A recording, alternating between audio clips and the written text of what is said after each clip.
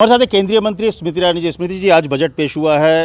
एक बीजेपी कार्यकर्ता के तौर पर तो बजट का आप लोग स्वागत कर रहे हैं, लेकिन क्योंकि मंत्रालय अगर आप देखें तो टेक्सटाइल मिनिस्ट्री भी है, महिला बाल विकास मंत्रालय है, एक मंत्री के तौर पर अपने जो दो बड़े फैसले हुए हैं उसको किस तरह से आप देखते हैं? मैं प्रधानमंत्री जी और वित्त मंत्री जी दोनों को अभिनंदन देना चाहती हूँ। कोविड महामारी की वजह से ग्लोबल इकोनॉमी एक भयंकर चुनौती की चपेट में रहा और उस चुनौती को समाधान तक ले जाने के लिए जनता के समर्थन में प्रधानमंत्री जी ने मात्र ये बजट नहीं, गत एक वर्ष में कोविड ने जब से दस्तक दी है 3 अलग अलग आत्मनिर्भर भारत पैकेज के माध्यम से देश में विशेषतः गरीब के संरक्षण में बहुत काम किया है।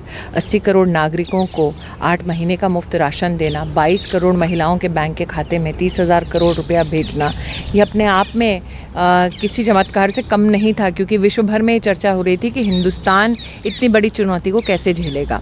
आज जो बजट प्रतिस्थापित किया वित्त मंत्री जी ने, उसमें कई बातें हैं जिसको समाज और अर्थव्यवस्था की दृष्टि से लोग देखना चाहते थे। एक, उन्होंने एकलव्य मॉडल स्कूल की बात की। शायद लोगों को बड़ी घोषणा ना लगी हो, लेकिन आदिवासी बहुल्य क्षेत्र में जहाँ छात्र चाहते हैं अच्छी शिक्षा पाना, उसकी दृष्टि से बहुत बड़ी एक उपलब्धि वो है। 4 करोड़ हमारे दलित छात्र हैं, उनकी छात्रवृत्ति की घोषणा आज हमारी वित्त मंत्री ने की। 7 मेगा टेक्सटाइल पार्क्स की तो घोषणा हुई है, लेकिन शिक्षा नीति को और भी सुदृढ़ तरीके से नीचे तक ले जाना, ब्लॉक शाह, गांव शाह, उसकी भी उन्होंने आज चर्चा की, उसकी भी आज उन्होंने घोषणा की।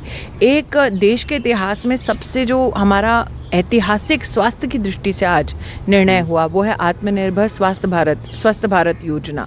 उसमें 2,23,000 करोड़ से ज़्यादा का आवंटन अपने आप में अभूतपूर्व है और ये मानकर हम चलें कि इसका सबसे ज़्यादा इम्पैक्ट अगर होगा तो देश की महिलाओं पर, बच्चों पर होगा। लेकिन आप कह रहे हैं कि एक तरह का ऐतिहासिक स्वास्थ्य वाला बजट है अगर आप स्वास्थ्य सेक्टर की तरफ से देखें, लेकिन विपक्ष कह रहा है कि ये 0 नंबर वाला है, लेकिन असाधारण बात बोल के साधारण एकदम बजट है। विपक्ष को उन्हीं जीरो से सरोकार है जी जो उनके बैंक के खाते में आते हैं। विपक्ष अगर आज चुनौती भरे इस पूरे के पूरे माहौल में अगर आप उनकी भूमिका देखें, कोविड महामारी में एक तरफ सरकार तटस्थ थी कि जनता के पास समाधान पहुंचे, भारतीय जनता पार्टी का कार्यकर्ता सड़क पर उपलब्ध था गरीब जनता की मदद के लिए, लेकिन विपक्ष का आपको कोई भी नेता इस प्रकार से मदद देते हुए सार्वजनिक स्थल पर ना दिखा, ना उनकी चेष्टाओं को जनता ने समझा या सराहा।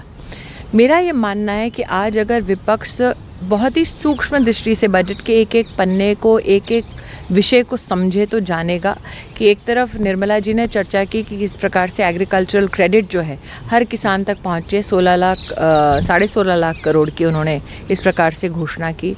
1000 मंडियाँ और ई-नाम से जुड़ें। डिजिटल ट्रांजैक्शन हमारे किसानों ने इस प्लेटफॉर्म पे लगभग 1 लाख करोड़ से ज़्यादा का किया है, तो इसकी सफलता पहले ही हमारा देश जानता है।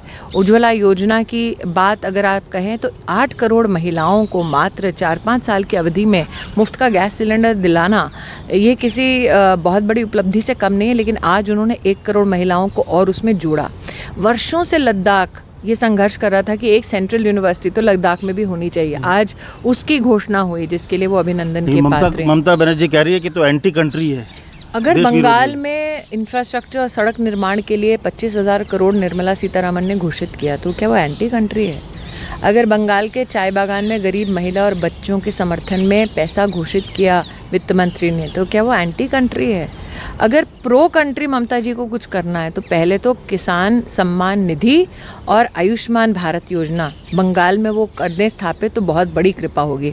बंगाल के किसान और बंगाल के गरीब परिवार बार बार चाहते हैं कि प्रधानमंत्री जी की इन 2 यशस्वी योजनाओं का लाभ उनको हो, लेकिन ममता बनर्जी नहीं चाहती है लाभ उन तक पहुँचे, मात्र इसलिए क्योंकि उनको बैर मोदी जी से है, भाजपा से है। तो मेरा उनसे आग्रह है कम से कम गुस्सा जनता पे तो ना निकालें। कांग्रेस और राहुल दोनों ये कह रहे हैं कि जो बंदरगाह हो, रेल हो, सब कुछ बेच दिया गया है, जनता के हाथ में कुछ भी नहीं है, सारा कुछ जो अपने जो पूंजीपति दोस्तों को उसको दे दिया है। मुझे लगता है कि पहले भी उनको ये खुशफहमी थी, फिर सुप्रीम कोर्ट में जाके कई अलग अलग प्रकार की माफिया वो मांग चुके हैं। और जहाँ तक डिसइन्वेस्टमेंट की बात है, तो जब मनमोहन सिंह डिसइन्वेस्टमेंट कर रहे थे तो क्या वो देश बेच रहे थे? ये मैं चाहती हूँ राहुल गांधी बताएं देश को। और आखिरी सवाल, लेकिन कहने का एक जो मध्यम वर्ग है उसे लग रहा था कि इस कोविड की महामारी में जब सरकार उनके साथ थी, लेकिन उसमें कुछ छूट मिलेगी, टैक्स का जो स्लैब है शायद उसमें बढ़ेगा ताकि लोगों के पास पूंजी आए, तो इस बात को लेकर विश्व भर में सारी अर्थव्यवस्थाओं में जनता इस बात से चिंतित है कि कहीं उनके ऊपर भार पूरा ना आए और टैक्स बढ़े नहीं। इसलिए आज विषम परिस्थितियों से भारत को उभारने के लिए प्रधानमंत्री जी ने जो एक अमिट छाप छोड़ी, एक अमिट भूमिका निभाई है, वो अभिनंदन के पात्र इसलिए भी हैं कि उन्होंने पूरा जो टैक्सेशन का बर्डन है उसको आम नागरिक के ऊपर बढ़ाया नहीं है। चुनौतियों के इस दौर से उभारा है हिंदुस्तान को, और हिंदुस्तान को आत्मनिर्भर भारत की दृष्टि से प्रतिस्थापित करने के लिए आज जो उनका बजट है, आत्मनिर्भर भारत का बजट, उसके लिए प्रधानमंत्री जी, वित्त मंत्री दोनों का अभिनंदन है। तो धन्यवाद। साफ तौर पर कहा कि जो अपने मंत्रालय में तो जो मिला है तो मिला है। सबसे बड़ी बात की देश की जनता पे ऐसे विकट समस्या समय में कोई अतिरिक्त बोझ नहीं डाला, ये सबसे बड़ी खूबसूरती इस बजट की है। कैमरा कालीकांत के साथ अमित कुमार, दिल्ली, न्यूज़ 24। नमस्कार, मैं हूं मानक गुप्ता। अगर आपको हमारा ये वीडियो पसंद आया हो तो इसे लाइक और शेयर जरूर करें, और हाँ, हमें सब्सक्राइब और फॉलो करना ना भूलें ताकि आप देश और दुनिया की कोई खबर मिस ना करें।